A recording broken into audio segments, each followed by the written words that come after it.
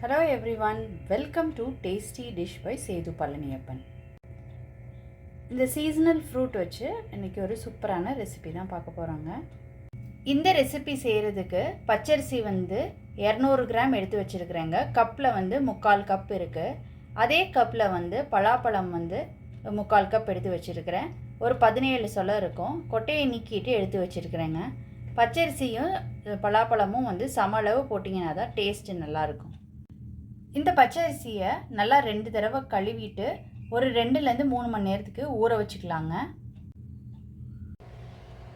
இந்த ரெசிபி செய்கிறதுக்கு 1/2 கப் வெல்லம் எடுத்துருக்குறேங்க.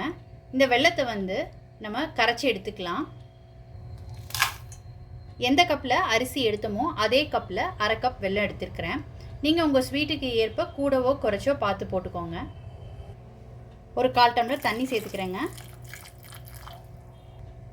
இதை கரைச்சி ஃபில்டர் பண்ணி எடுத்துக்கலாம். 2 மணி நேரத்துக்கு ஊற வச்சுருந்த அரிசி நல்லா ஊறிடுச்சு. இதை தண்ணியை வடிச்சிட்டு எடுத்துக்கலாம். எடுத்து வச்சுருக்கிற பலாப்பழத்தை இப்போ கூழாக அரைச்சிக்கலாங்க. இந்த மாதிரி அரைச்சி எடுத்துக்கிட்டாச்சு. இப்போ இதை வேறு பவுலுக்கு மாற்றிக்கலாம். இதே ஜாரில் ஊற வச்சுருந்த அரிசியை சேர்த்துக்கிறேன். எல்லா அரிசியும் சேர்த்ததுக்கப்புறம் இதில் தேங்காய் சேர்த்துக்கிறேன். எந்த கப்பில் அரிசி வெல்லம்லாம் எடுத்தோமோ அதே கப்பில் 1/2 கப்பு தேங்காய் சேர்த்துருக்குறேங்க. இதில் கரைச்சி வச்சுருக்கிற வெள்ளைப்பாகை சேர்த்துக்கலாம்.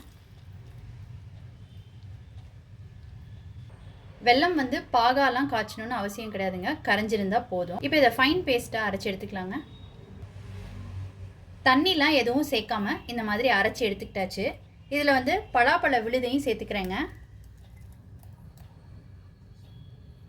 இதை ஒரு தடவை சுற்றி எடுத்துக்கலாம்.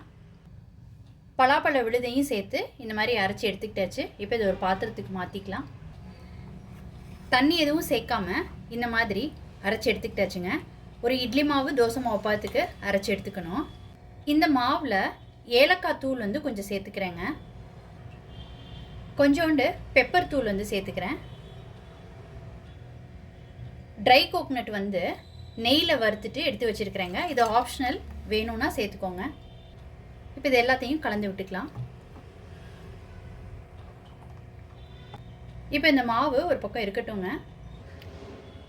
நெக்ஸ்ட்டு பனானா இலையை வாட்டி எடுத்துக்கலாங்க. இந்த மாதிரி செஞ்சிங்கன்னா நம்ம மாவை உள்ளே வச்சு க்ளோஸ் பண்ணும்போது இது பிஞ்சு போகாமல் இருக்கும். மடக்கிறதுக்கு வசமாக இருக்குங்க, அதுக்காக தான்.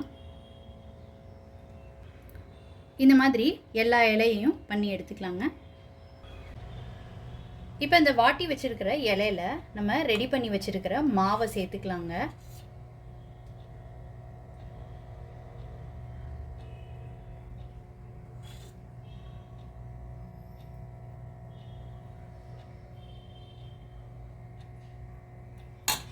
இதை அப்படியே ஃபோல்ட் பண்ணிக்கலாம்.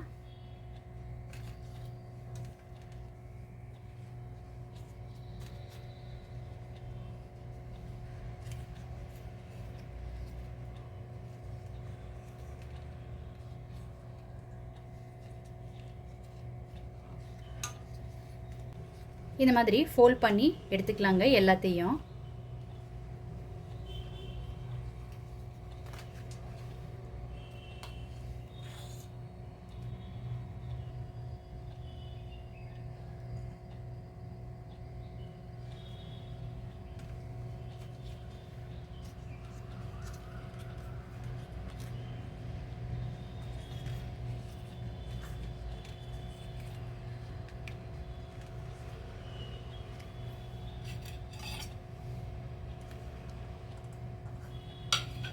சப்போஸ் இலை சின்ன இலையாக இருந்துச்சுன்னா இந்த மாதிரி ஃபோல்ட் பண்ணிவிட்டு விட்டுருங்க. இப்போ எல்லாத்தையும் ஸ்டீம் பண்ணி எடுத்துக்கலாங்க.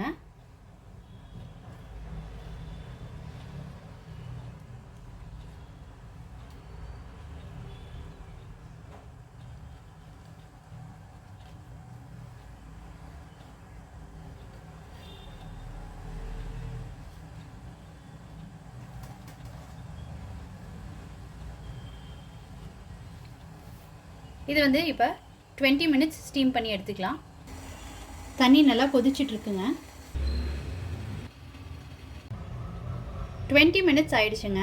எல்லாம் நல்லா வெந்துருச்சு. இப்போ ஒன்று ஓப்பன் பண்ணி காமிக்கிறேங்க.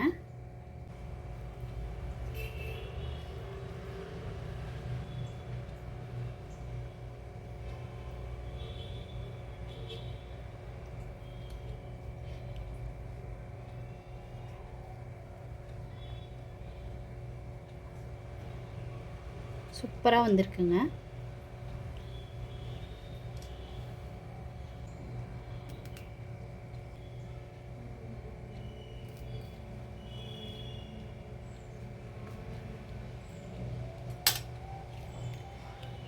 இந்த பாருங்கள் எவ்வளோ சூப்பராக வந்திருக்குன்னு.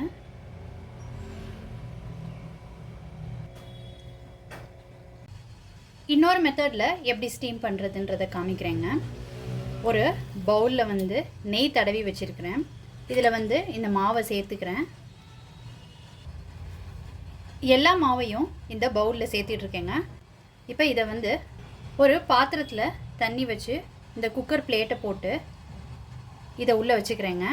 இந்த உள்ளே இருக்கிற தண்ணி வந்து நல்லா கொதிக்கணுங்க. கொதித்ததுக்கப்புறம் இதை உள்ளே வச்சு ஒரு பிளேட் போட்டு மூடி இந்த மாதிரி மூடி ஸ்டவ்வில் வச்சு 25 to 30 மினிட்ஸ் ஸ்டீம் பண்ணிக்கலாங்க.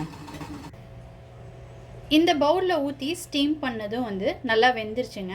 இது அதிக குவான்டிட்டினால் வேகிறதுக்கு வந்து 30 மினிட்ஸ் எடுத்துக்கிச்சு. இலையில் ஊற்றுனது வந்து 20 மினிட்ஸில் நல்லா குக் ஆகிடுச்சுங்க. இது நல்லா ஆறுனதுக்கப்புறம் கட் பண்ணிக்கலாங்க.